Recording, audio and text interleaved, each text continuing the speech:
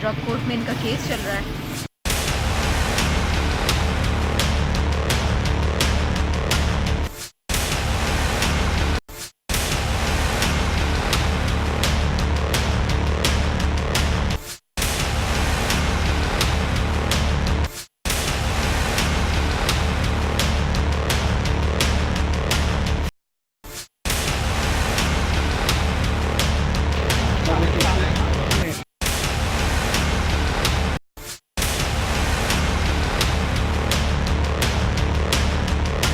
Seal कर रहे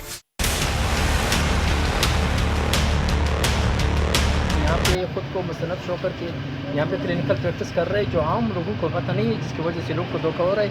आज कमिश्नर साहब ने इनके खिलाफ सख्त कार्रवाई के लिए जो है हुक्म किया, इसलिए हेल्थ की टीम और मजिस्ट्रेट साहबा भी आ गई और उनको सील कर दिया और उनके खिलाफ कानूनी कार्रवाई शुरू कर दी। और उसी के अकॉर्डिंग मैं यहाँ पर आ गई हूँ। डॉक्टर साहब, डॉक्टर नसीम साहब हमारे साथ हैं, तो इधर की क्वालिटी चेक करना और प्रोडक्ट्स वगैरह को चेक करना वो तो क्वालिटी कंट्रोल करने वाले लोगों का काम है।